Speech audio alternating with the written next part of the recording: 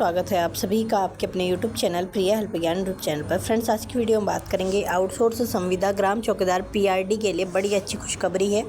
रोजगार के अवसर पर और मानदेय बढ़ोतरी के अवसर पर मानदेय मतलब जो वेतन है वो समान कार्य समान वेतन के अवसर पर बहुत अच्छी खुशखबरी है। तो वीडियो स्टार्ट करने से पहले आप सभी से गुजारिश है, नम्र निवेदन है, चैनल पर पहली बार जुड़े हैं तो चैनल को सब्सक्राइब करें, वीडियो को लाइक करें, कमेंट शेयर अवश्य करें। चलिए स्टार्ट करते हैं कि वीडियो क्लिप।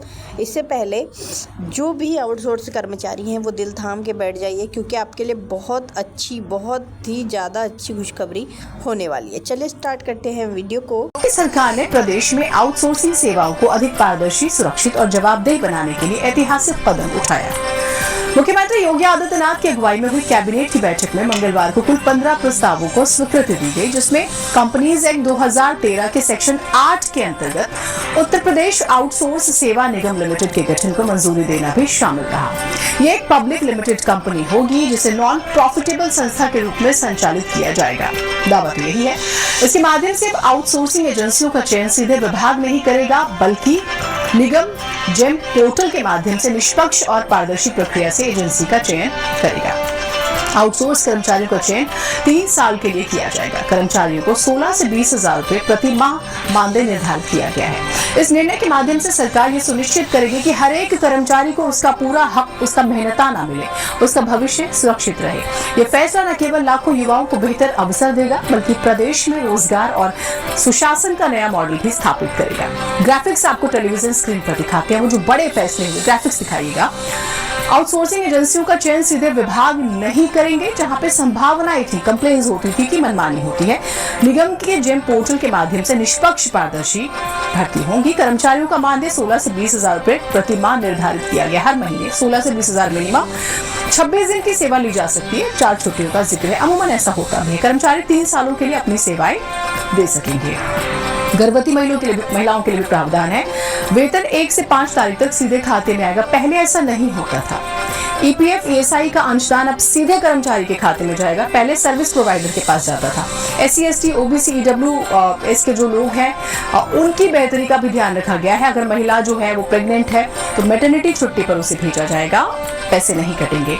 और अगर सेवा के दौरान किसी कर्मचारी की जान चली जाती है तो फिर अंतिम संस्कार के लिए 15,000 रुपए भी दिए जाएंगे। तो ग्राफिक्स बहुत महत्वपूर्ण है, जिसके जरिए हम आपको जानकारी दे रहे हैं। और ये आउटसोर्सिंग जो पॉलिसी है ये बहुत कुछ बदलने वाली है रोजगार के क्षेत्र में।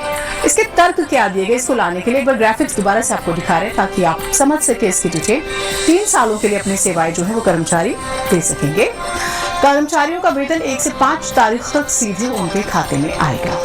सरकार जो बदलाव कर रही है वो आपको पता होना चाहिए। सीधा पैसा कर्मचारी के अकाउंट में आएगा, किसी सर्विस प्रोवाइडर के अकाउंट में नहीं आएगा। चाहे वो महिला हो, SC ST वर्ग हो, जो एक स्पेसिफिक रिजर्वेशन के नॉर्म्स है, आरक्षण है, निर्धारित आरक्षण, वो जरूर मिलेगा।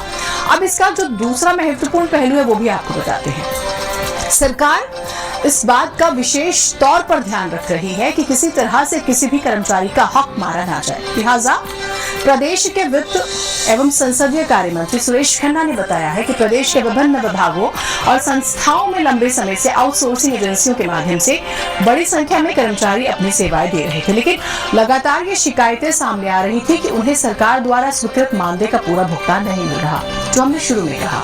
साथ ही EPF ESI जैसी अनिवार्य सुविधाओं का नियमित अंशदान भी कई बार एजेंसियों द्वारा नहीं दिया जाता। ऐसा होता है। इन अनियमितताओं को खत्म करने और कर्मचारियों के हितों की रक्षा के लिए निगम गठित किया गया है। वित्त मंत्री आगे कहते हैं कि नई व्यवस्था में संवैधानिक प्रावधानों के तहत SC ST OBC EWS, दिव्यांगजन, भूतपूर्व सैनिक और महिलाओं को नियमों के मुताबिक आरक्षण मिलेगा। महिलाओं को मैटरनिटी लीव का भी अधिकार दिया जाएगा। कर्मचारियों की कार्यक्षमता और दक्षता बढ़ाने के लिए समय समय पर उन्हें प्रशिक्षण भी दिया जाएगा। इसके अलावा सेवा के दौरान कर्मचारी की अगर मौत हो जाती है तो 15,000 रुपए अंतिम संस्कार सहायता के रूप में दिए जाएंगे। सुनिए।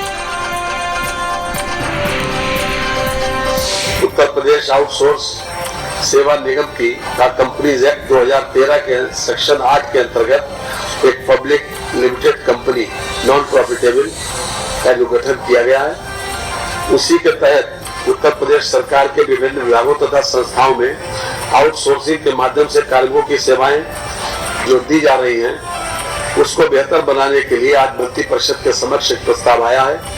इसमें विशेष बात यह है कि नियमित पदों के अगेंस्ट इसमें आउटसोर्स या संविदा पर नहीं दिए जाएंगे। आउटसोर्सिंग सेक्टर में जो बहुत बड़े पैमाने पर जो सेवा प्रदाता कंपनियां थी वो शोषण करती थी, उस शोषण से मुक्ति का निर्णय लिया गया है और जो भी आउटसोर्सिंग में अब सेवाएं दी जाएंगी उसमें आरक्षण नियमों का अक्षरशः पालन करना पड़ेगा। जो नहीं करेगा उसके खिलाफ प्रावधान किया।